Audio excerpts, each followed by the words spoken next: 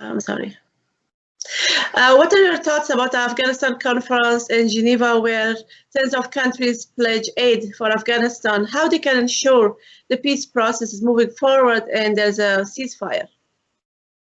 Well, the countries at the conference, the participants there, they cannot ensure peace. They cannot ensure a ceasefire, but they can send a signal to all the people of Afghanistan, including those who, that if peace does occur, if there is a ceasefire, that there will be even more aid and better aid if peace is there.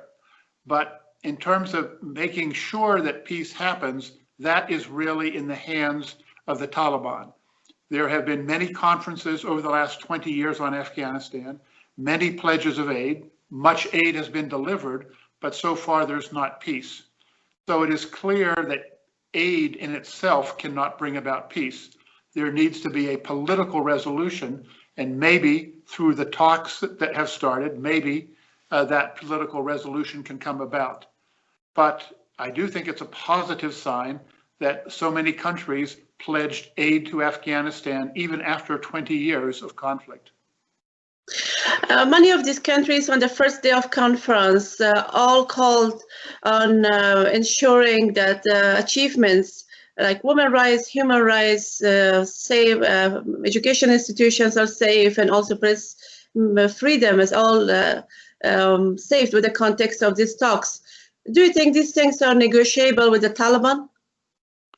Well, you would have to ask the Taliban that. From my point of view, so far it appears the Taliban do not want to negotiate those things. And the Taliban message so far is they want to go back to what the situation was 25 years ago. They don't recognize all the changes in Afghanistan, and they want to turn the clock back. The message from the participants at the conference, from the countries there, is that 20 years have passed. Afghanistan is different, the world is different, and the Taliban should change. But whether the Taliban have heard that message is not at all clear. Yeah.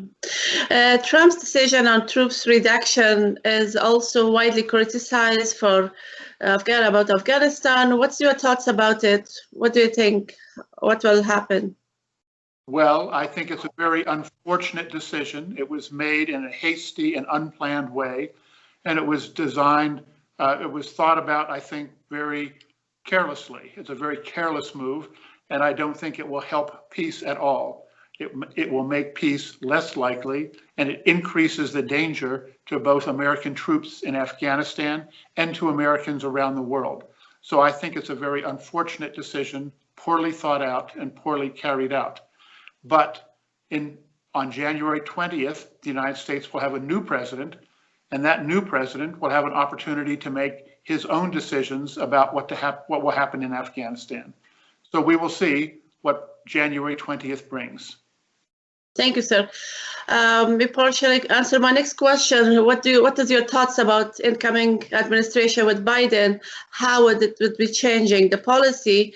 Also, commitment to the peace agreement with the Taliban signed by the U.S. in February. Well, the United States signed a peace agreement with the Taliban. The United States signed a withdrawal agreement. That withdrawal agreement was based on some assumptions, and those assumptions have not taken place. So whether the new administration in the US accepts that agreement or not will be up to them. They will do a policy review and they will have to decide.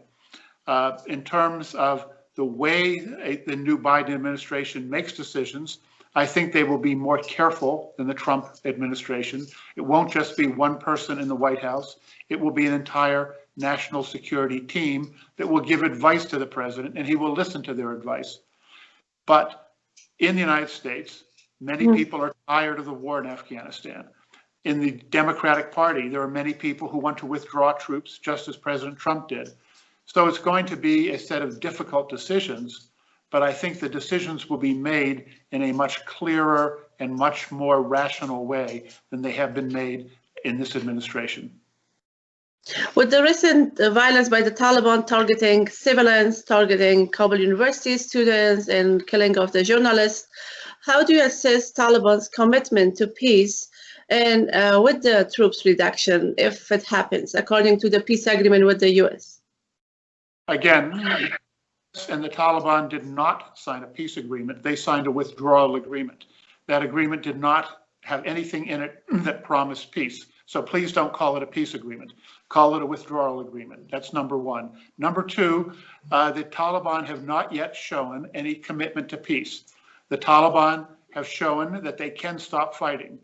In 2018, there was a ceasefire that was welcomed throughout Afghanistan. So if the Taliban stop fighting, then the war stops, peace begins, and there's a great future for Afghanistan. This is entirely in the control of the Taliban. This is not a situation where there's two sides who are working to carry out the war. Only one side wants the war, that's the Taliban. If they stop fighting, then the war stops. But so far they've not stopped fighting. So all the evidence is that they do not want peace. I wish they did, but the evidence is they do not. Being on ground, you're also witnessing violence and all these attacks. Perhaps it's very strict security, but what has to be done to decrease the level of violence by the Taliban or ISIS, and or let's say, what's your thoughts about it?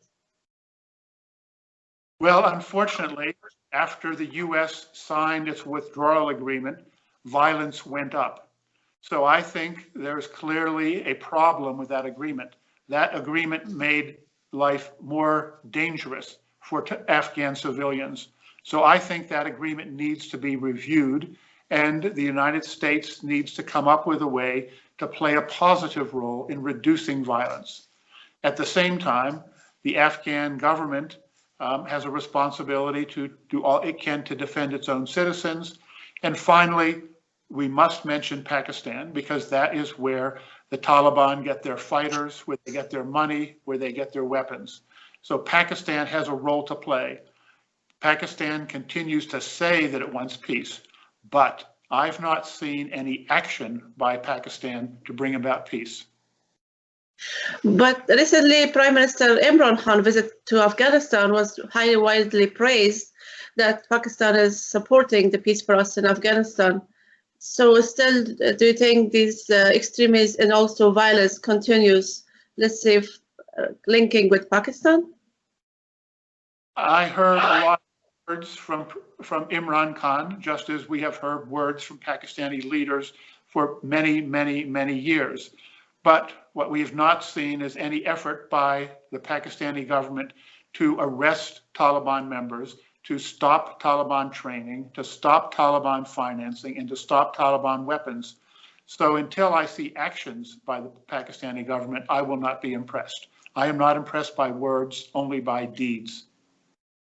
Thank you, sir. Thank you so much. I appreciate it for talking to us. Let me just stop this for us. Thank you. Okay. Thank you, sir. And here we go. No, I think.